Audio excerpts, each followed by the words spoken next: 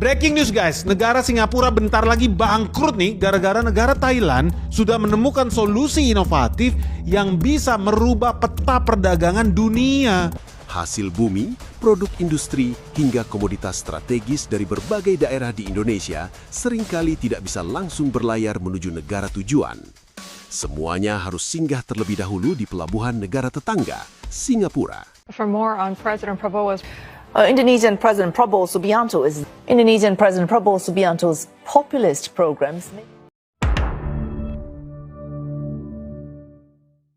Guys, akhirnya monopoli perdagangan yang selama puluhan tahun dipegang oleh Singapura hancur total. Ya, teman-teman, Pak Prabowo dan juga Presiden China Xi Jinping barusan menandatangani jalur perdagangan istimewa yang memungkinkan Indonesia untuk tidak melewati Singapura. Kalau sebelum-sebelumnya semua produk-produk yang mau diekspor ke berbagai negara-negara belahan dunia masuknya ke Singapura dulu. Nah, baru dari Singapura distempel, dapat tarif tuh Singapura, baru diekspor lagi ke negara-negara tujuan.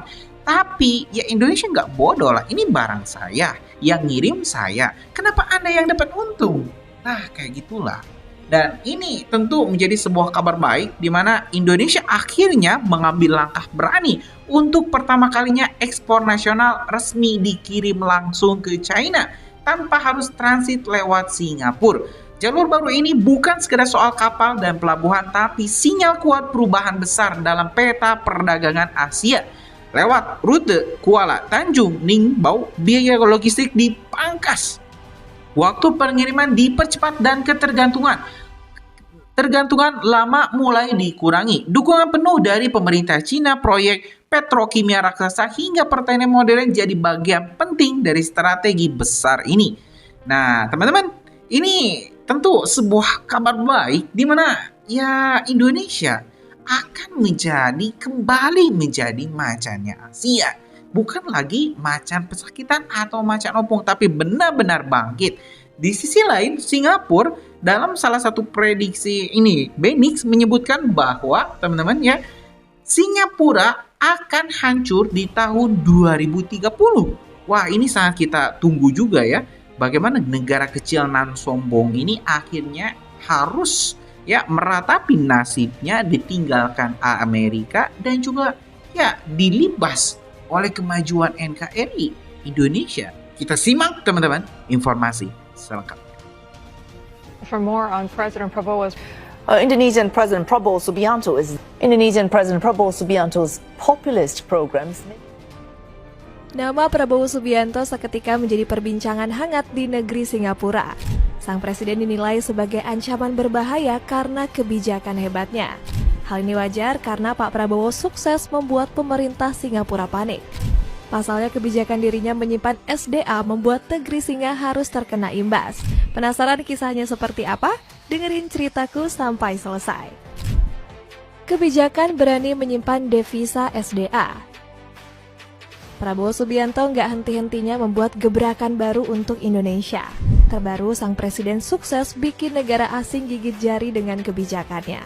Pasalnya, RI1 tiba-tiba ingin menyimpan sumber daya alam di dalam negeri. Politikus 78 tahun itu bersikukuh bahwa kekayaan alam Indonesia harus dipergunakan untuk kepentingan rakyat. Sontak, keputusan Pak Prabowo bikin sejumlah negara asing ketar-ketir. Sebab mereka nggak bisa lagi merampas aset alam Indonesia seperti sebelumnya. Akhirnya Pak Presiden memprediksi perekonomian Indonesia bakal semakin maju dengan kebijakan tersebut.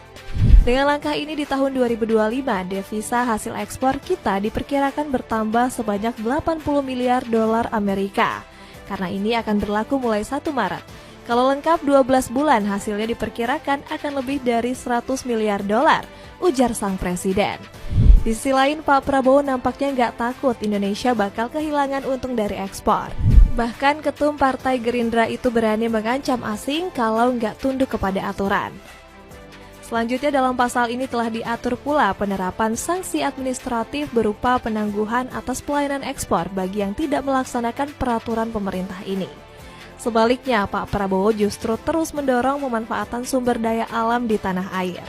Dirinya juga mengajak seluruh rakyat bumi Nusantara menjaga warisan alam yang berlimpah.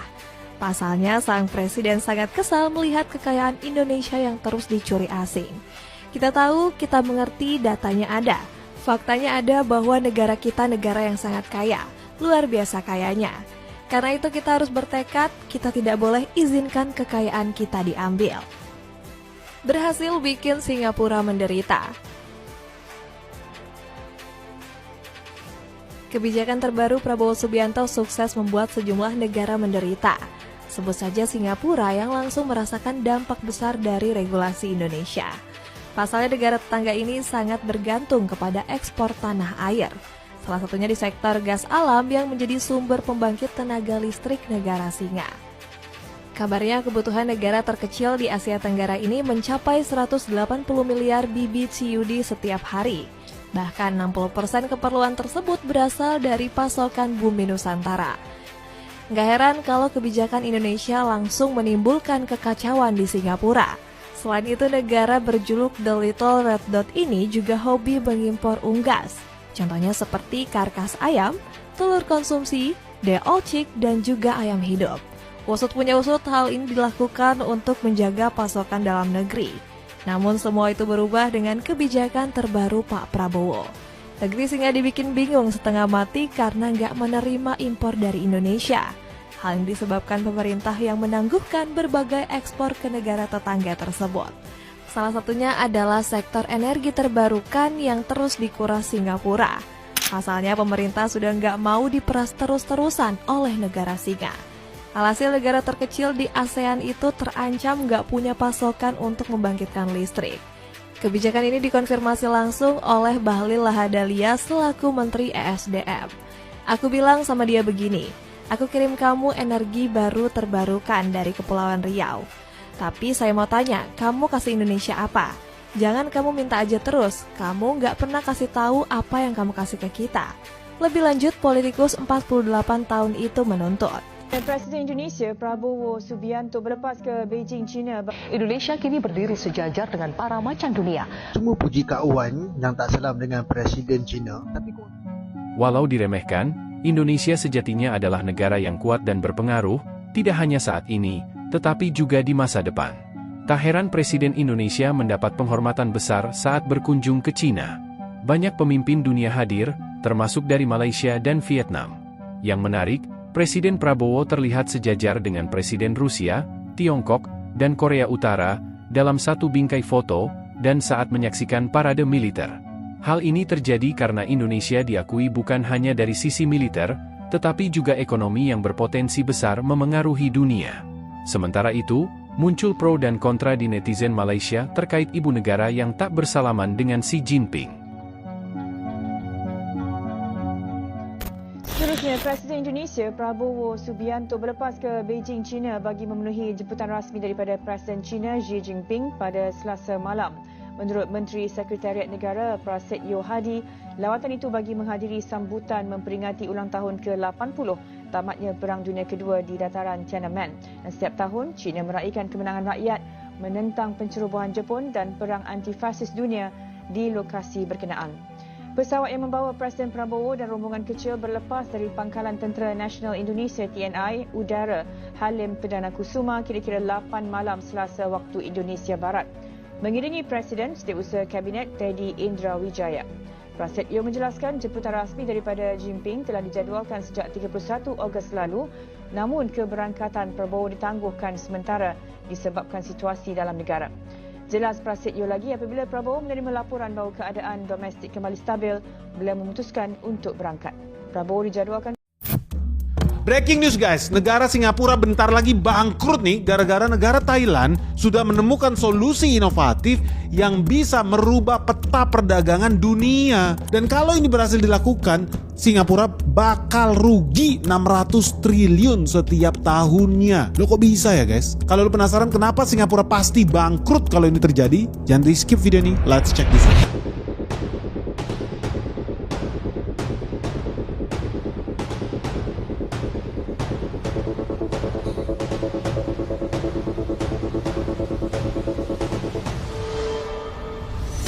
Selama puluhan tahun ada satu kenyataan pahit yang jarang benar-benar disadari oleh banyak orang di Indonesia.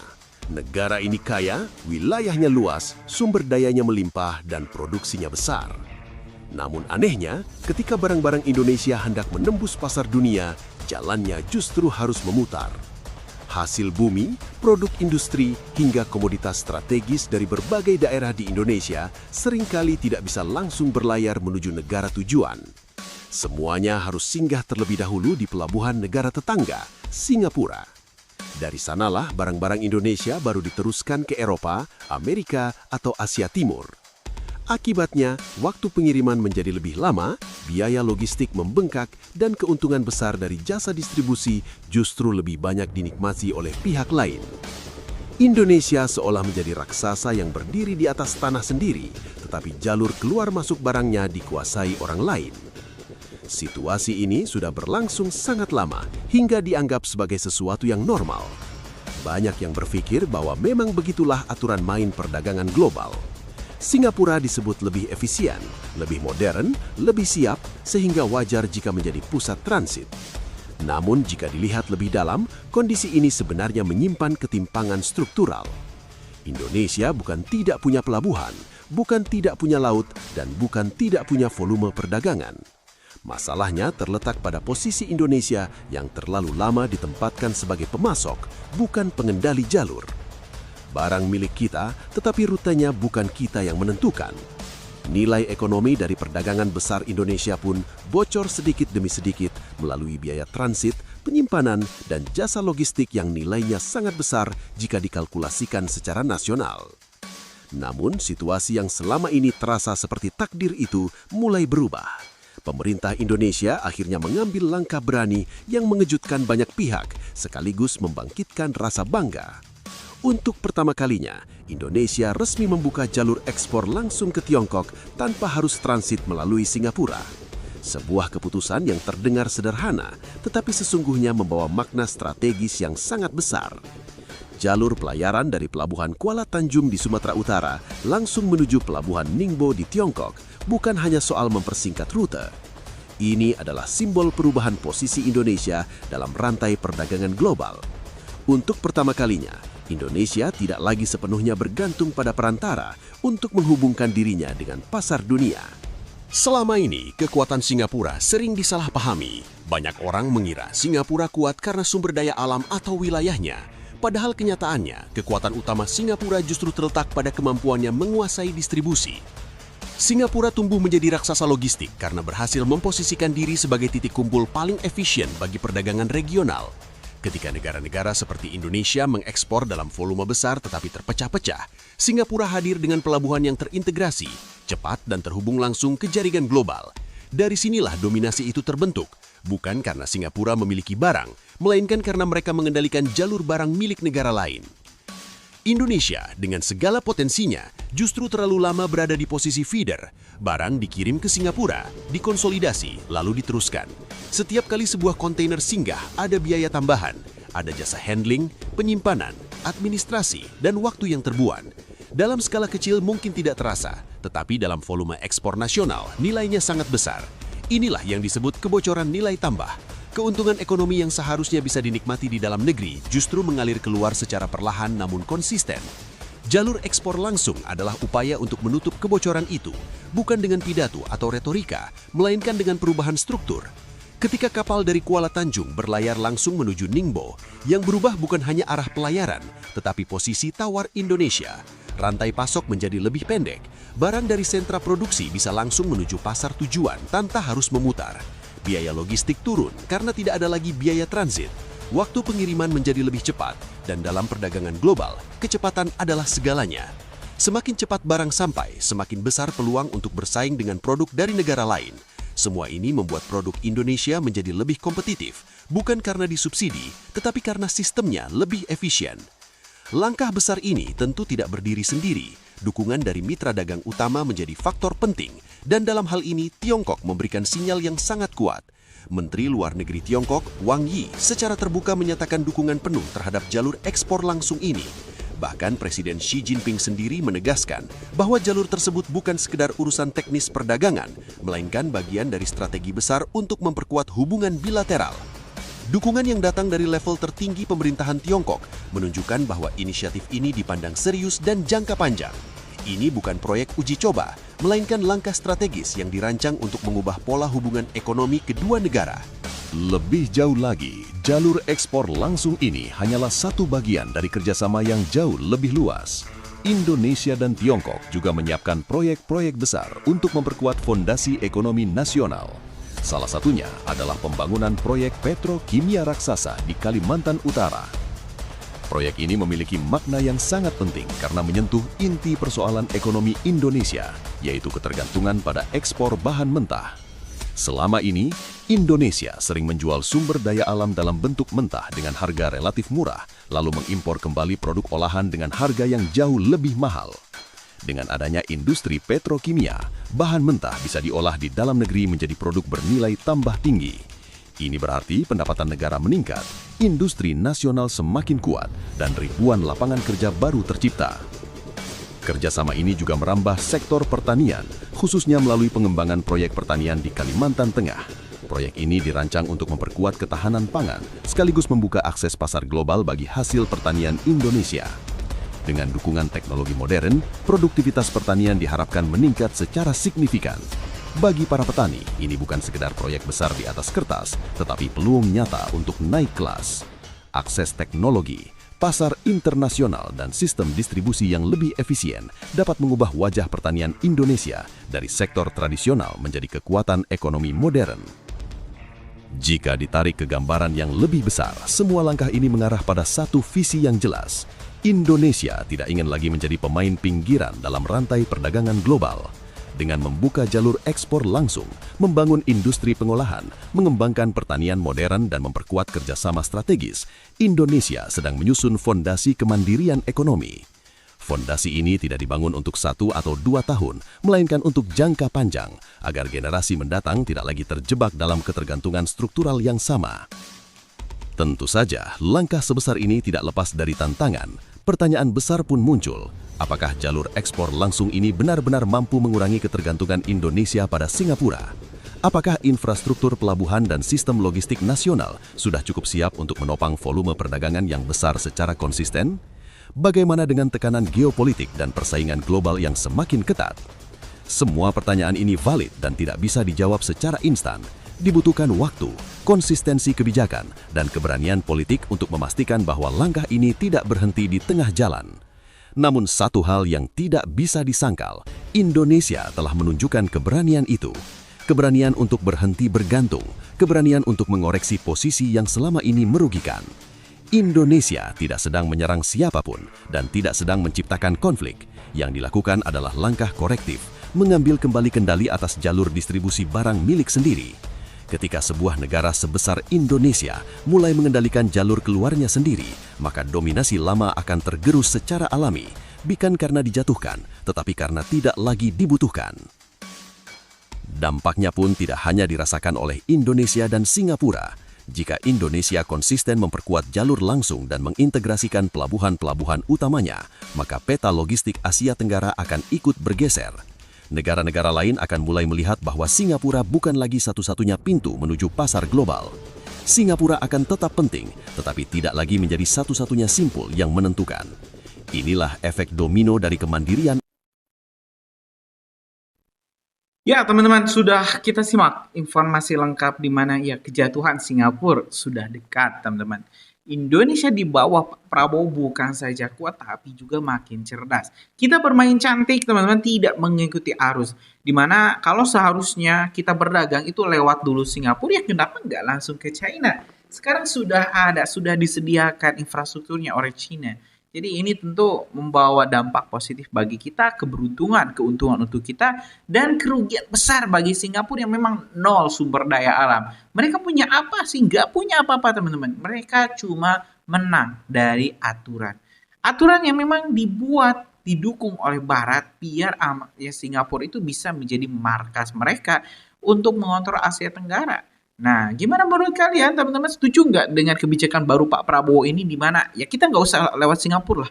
Langsung saja mau ke Eropa, langsung ke Eropa. Mau ke China, langsung ke China. Mau ke negara-negara lain, langsung ekspor ke negara tujuan.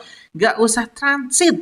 Nah, gimana menurut kalian? Tulis deh pendapatnya di kolom komentar. Kita bakal diskusikan. Terima kasih teman-teman. Kita bakal lanjut di video selanjutnya. Assalamualaikum warahmatullahi wabarakatuh.